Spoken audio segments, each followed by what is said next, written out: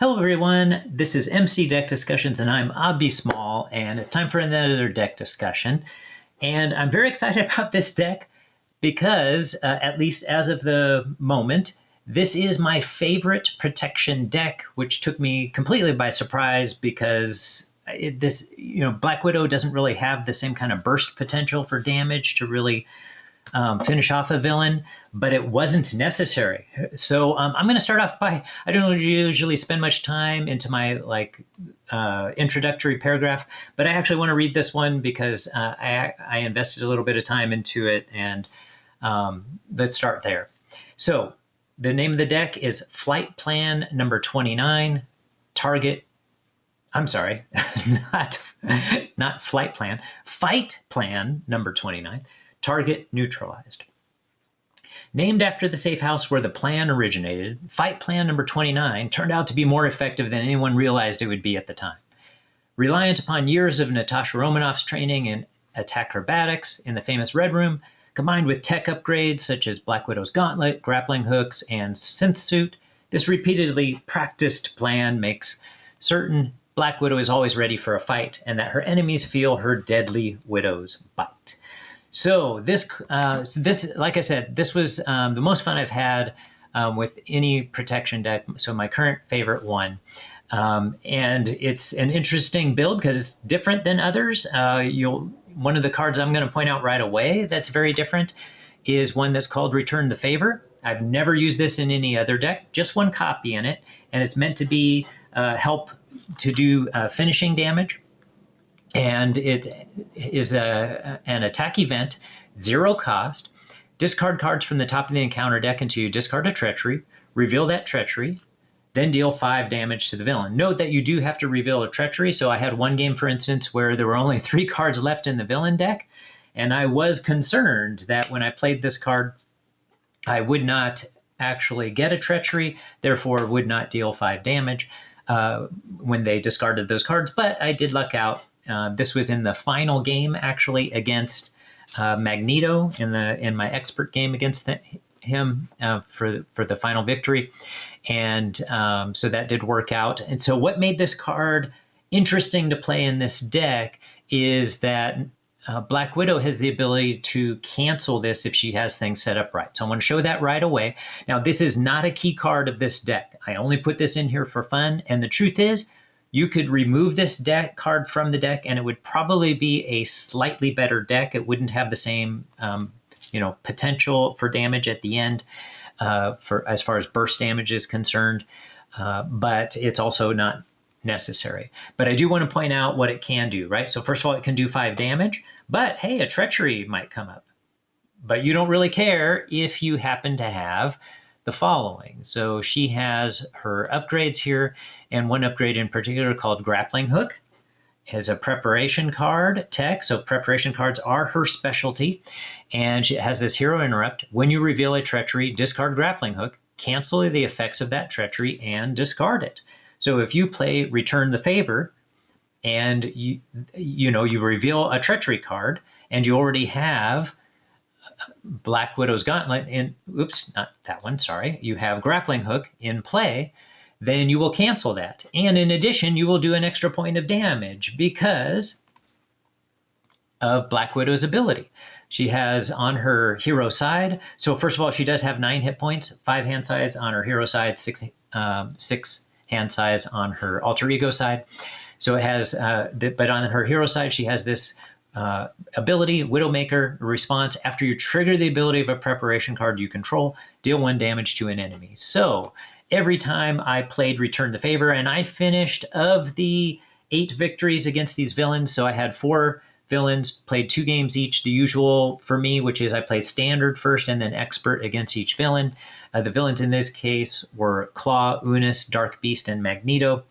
And so in those 8 victories, Return the Favor was played in the final turn in 4 of those games, right? So if it shows up before the final turn, I don't bother playing it. And so that's that card. And like I said, it's actually a throwaway card. You didn't really need it for the victory, which I didn't suspect when I first started playing the deck. It actually took me a while to realize that you can totally shut down the villain once you get this deck set up. So let's go ahead and talk about what it is that needs to be set up in order to make that happen. So first of all, the allies are critical in here. So we have a lot of allies that are S.H.I.E.L.D.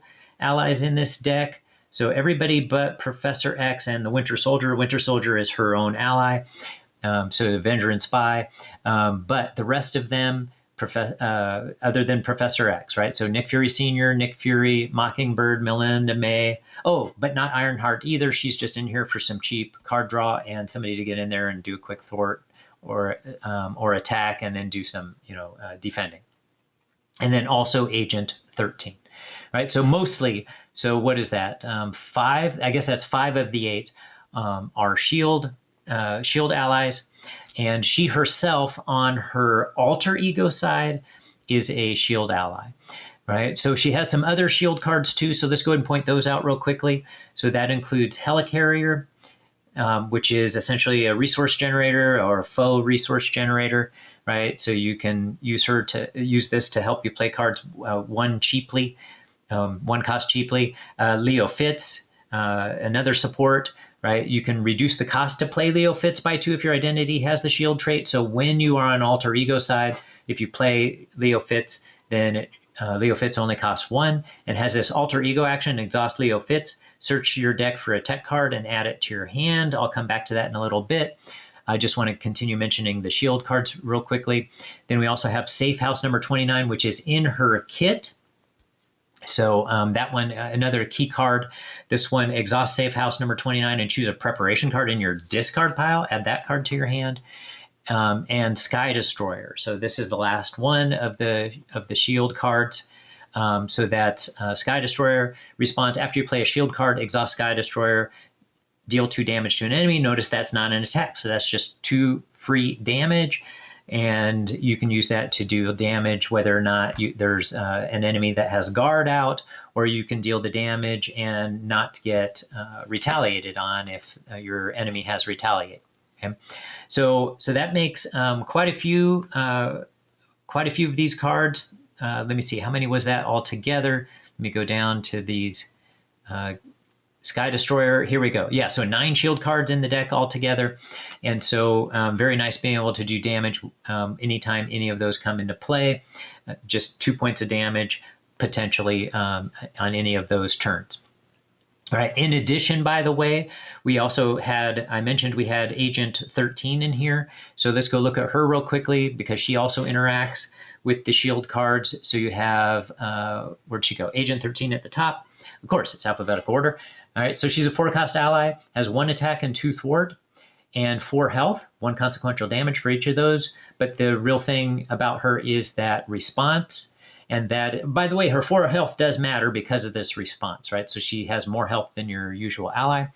And the response is after Agent 13 attacks or thwarts, either way, choose a S.H.I.E.L.D. support, ready that support. So typically, the support that I would ready, actually there were 2 choices. One was Helicarrier. If I had a card that I wanted to play in my hand, then I could get Helicarrier ready. Though I have to admit, more often I actually chose her own card, Safe House number 29, at least if there was a preparation card in the discard pile, because this is equivalent to generating an extra resource if I use that preparation card as a resource, or it brings back a preparation card that I want so that I can play it. Either way, we benefit, okay?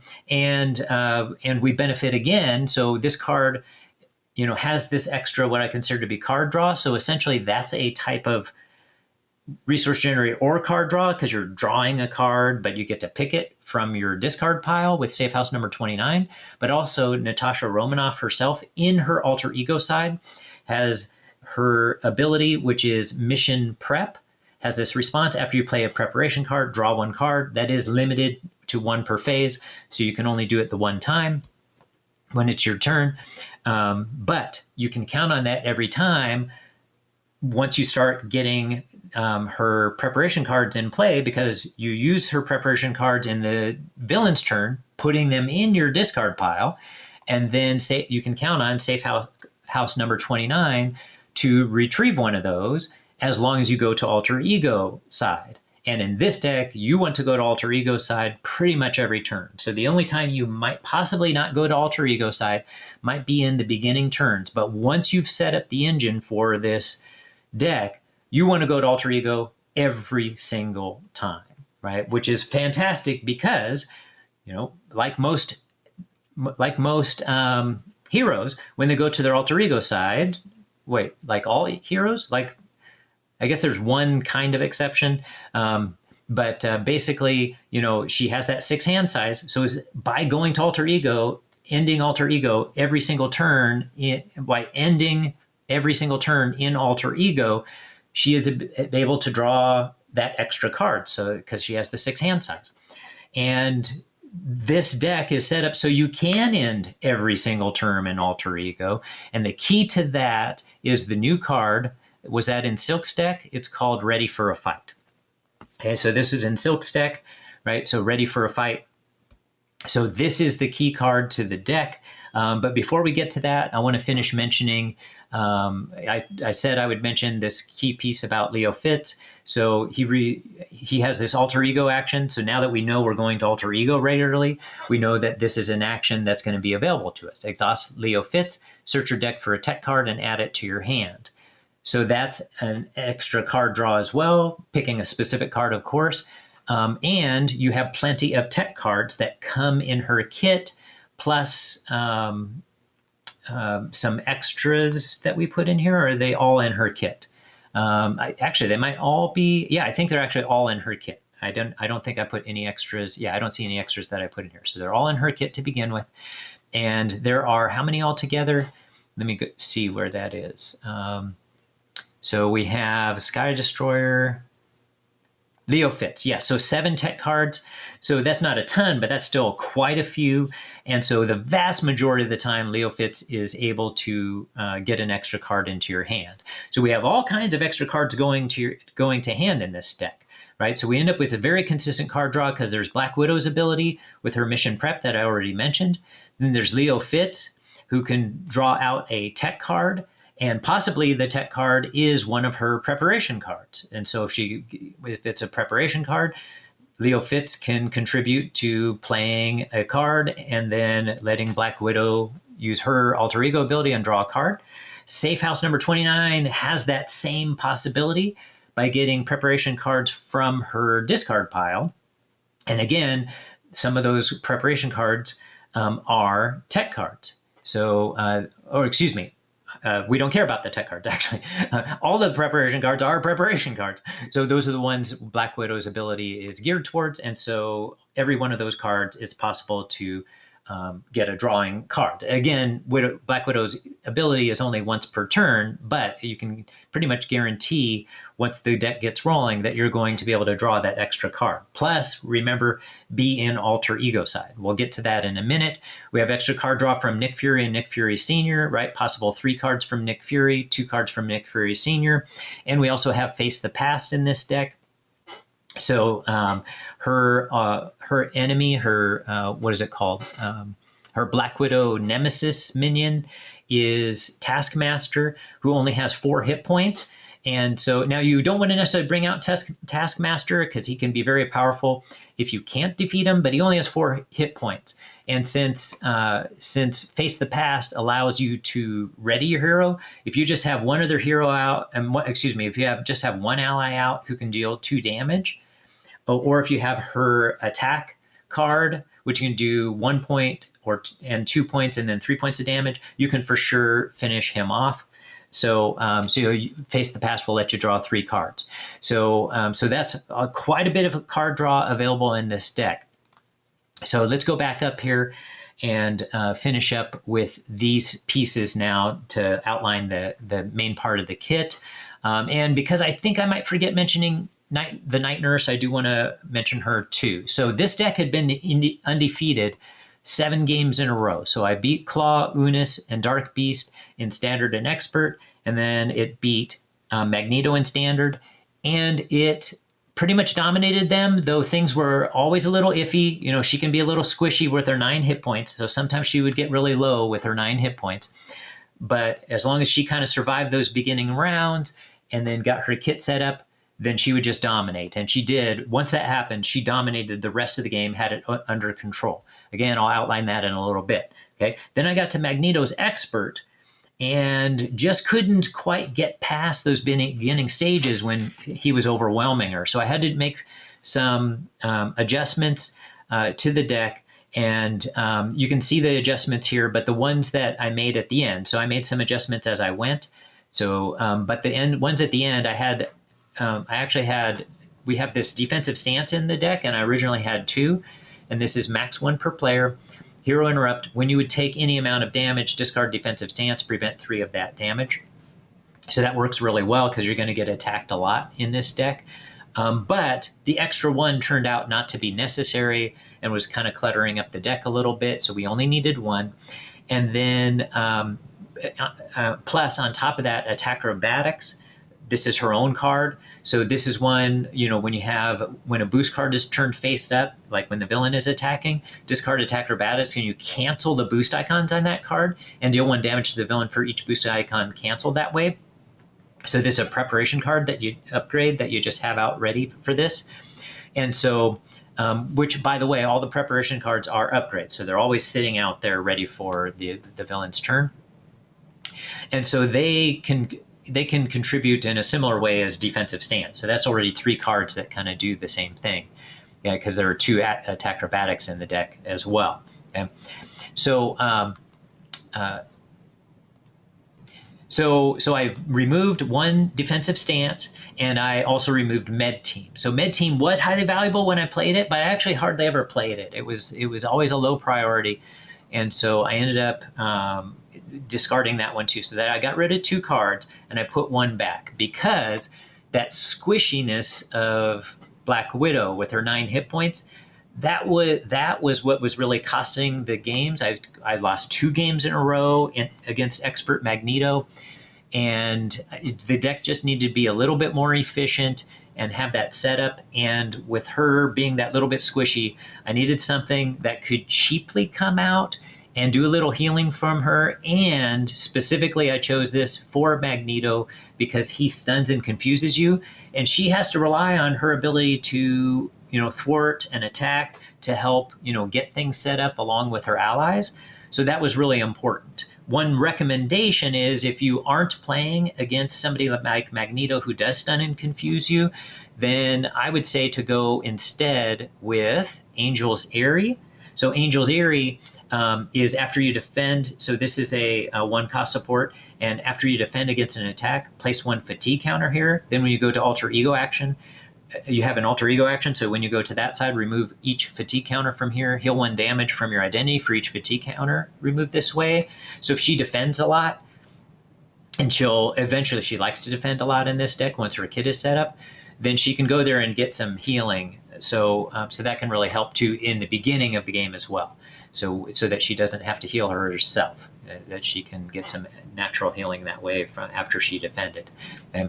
So the Night Nurse though was a better choice when it came to Magneto. So once I cleaned up the deck just a little bit, so originally there were 43 cards that made it down to 42, then the deck was able to work its magic against even Expert Magneto, being able to get set up. Okay.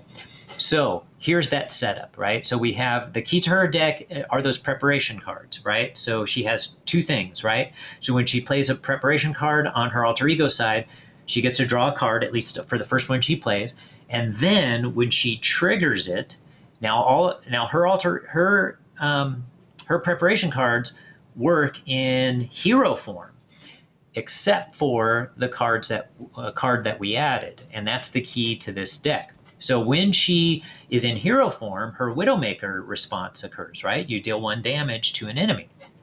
So that key card is ready for a fight, which we were able to so ready for a fight, 2 copies of that. So it has this requirement. You have to have a physical resource to play it, but that's very easy in her deck. First of all, we do have a Quinn Carrier in the deck. So that can, that's a resource generator that can with a wild resource, but also she has within her deck 2 upgrades, Black Widow's Gauntlet, and this is a resource generator, exhaust Black Widow's Gauntlet. She has 2 copies of this, it's 1 cost. Generate a wild resource for a preparation card. So 2 of these upgrades, so it's very easy to meet the requirement for ready for a fight in this deck, and to get those out cheaply because they're only one cost. So, and then in addition, we threw Unflappable in here, not because it was going to be used all the time, but she would defend several, at least several times a game, and be able to take no damage because of the different upgrades that she had here, as well as her own upgrade. So let's mention that real quickly. Synth-Suit, which gives her +1 defense. So she's a 2/2/2 for her stats, 2 thwart, 2 attack, 2 defense. So this card here, Synth-Suit, adds +1 defense, so that gives her 3 defense. And then after you trigger the ability of a preparation card you control, exhaust Synth-Suit and Ready Black Widow, which was able to occur regularly. So we'll get into that in a little bit. Okay, I do want to mention real quickly about build support and superpower training, the power player side schemes. So those were great in this deck. Build support could help get in Quinn Carrier or Helicarrier, or if you had either of those in play, you could get Sky Destroyer in play. And then superpower training, the whole purpose of this card was to get in the Synth-Suit, because the Synth-Suit is a 3-cost upgrade, so it can be hard to prioritize that card in the rest of the game, even though it's such a great card to have in play. Okay. All right, so let's get into those other cards that were added. So I already mentioned that we had Defensive Stance, was one card in here that was added. And then we have 2 practice plans, right? So these are new cards that came from the Agents of S.H.I.E.L.D. kit. And that was max 1 per player, has this response: after you discard a preparation card you control, discard practice plan, return that card to your hand from your discard pile. So that was very helpful. And then here's the key card. I mentioned it before, but now let's get into it. All right, so Ready for a Fight is a 1-cost upgrade preparation card. And again, we mentioned this requirement. Now here's the key. It has this interrupt. When an enemy would scheme, discard Ready for a Fight, change to hero form, that enemy attacks you instead. So the reason we would finish every single turn in Alter Ego side is because we would play Ready for a Fight every single turn. Because, first of all, we had practice plan to put it back into our hand if practice plan happened to be out. But no matter what, we had Safe House number 29. You could exhaust this when you're on Alter Ego side, choose a preparation card, put it from the pile, put it in your hand. And if I didn't have Ready for a Fight in my hand, that's the card I chose, or at least 1 copy of it. The reason for 2 copies, by the way, because you can only have 1 of these out at a time, is so that you get 1, right? A person might even want to be careful and get 3 of them so that you get 1. But I just chose to have 2 because we had plenty of card draw in this card, and I knew I was going to get this soon enough. Okay, so 2 of those. So here's how, once you were set up, here's how every turn worked. All right. So each turn would work this way, unless the villain happened to be confused, by the way, which you didn't necessarily want. You wanted the villain confused early in the game to help you with the setup. That is why we have confused possibilities in here. I'll just mention that real fast. So Professor X can confuse the villain, take out, and plus be able to remove 3 thwart. And then she has her own covert ops that she can play. It's an action, so she can play this in Alter Ego or in her hero form. Remove 4 threat from a scheme, confuse the villain. So that's all to help with the setup. And then once you're set up, you don't necessarily need those, though it doesn't hurt to have them to confuse the villain periodically. But really, once it got going, you didn't really care most of the time. So again, here we go. All right, so when an enemy would scheme, discard Ready for a Fight, change your hero form. So you would discard this when the villain would scheme. You'd switch over to your hero form. Then this is a response. So you would still be in the response window. So after you trigger, Widowmaker would trigger. So after you trigger the ability of a preparation card you control, deal 1 damage to an enemy. So now you could deal a damage to one of the enemies. If you also happen to then have a practice plan in your hand, then immediately you would bring back that card, Ready for a Fight, back to your hand, which would then deal another damage, because this does not have a limit. You can deal a damage each time. So then now there's 2 damage. And especially near the end of the game, but also throughout the game, a lot of times you're going to be dealing this damage directly to the villain. And so even though this deck doesn't have a lot of attack power, right? We have Dance of Death, 2 copies of this. It can do 1 damage plus 2 damage plus 3 damage to a total of 6 damage. And so you might do that all to the villain, perhaps. So 6 damage at the most, 12 if you happen to be able to play both cards. So that's not a lot of total damage altogether. So otherwise you have to rely on the damage from Black Widow and her allies. And in this case, also from Return the Favor. So not a lot of damage output available, but she was dealing, once she got her kit set up, she was dealing damage constantly, right? So then the villain would attack, and maybe you would block with one of your allies. You have 8 allies. You had plenty of opportunity to block with them throughout, but she also had the ability to defend for herself a lot of the time. And so she could also choose to do that, right? So because, especially once she got set up with her Synth-Suit, now she had 3 defense, she would defend. And when she would defend, she would typically choose to defend when she had either defensive stance out or her Attacrobatics out. So defensive stance would give her 3, be able to prevent 3 extra damage. And so that would be a preparation tactic that would trigger, which would deal another damage to the villain or whatever enemy you want. And then since that triggered, then Synth-Suit would then ready Black Widow. So you'd be able to have Black Widow readied, and she's ready to go for the next turn. Or similarly, she could have done that with Attacrobatics, as long as her 3 defense is enough to stop it. Well, it doesn't necessarily have to be. That's just if you also wanted to trigger Unflappable, then you don't want her to take any damage. But Attacrobatics, when a boost card is turned face up, discard Attacrobatics, cancel the boost icons on that card, deal 1 damage to the villain for each of those. So then you could do maybe 1, 2, 3 points of damage to the villain, on top of, again, triggering one of these preparation cards, and therefore using Black Widow's, getting her damage here. So on defense, she was constantly dealing at a minimum of 1 damage when she was on defense, because she would trigger her Ready for a Fight every time, or Ready for a Fight would trigger her ability. But very often 2 damage, 3 points of damage, sometimes 4, 5, or 6 points of damage when she's on defense. And so once you got into roll, she's constantly dealing that damage, and then she could start throwing on their damage from her other characters, her allies, from herself, from Sky Destroyer's ability with every time a shield card comes into play, deal 2 damage, or at least the first time in that particular turn. So you had all those opportunities to continuously deal damage, keep the villain under control, and just shut them down, constantly going to alter ego side, constantly drawing cards in multiple ways. And that's why the name of this deck, so Fight Plan number 29, named after her safe house, but target neutralized. At least once she had her kit set up, that's what would happen. All right, that's it for this deck. I hope everybody has a good one. Please like and subscribe if you enjoy this type of content. And please also comment. I love having conversations with people there. All right, have a great one, everybody.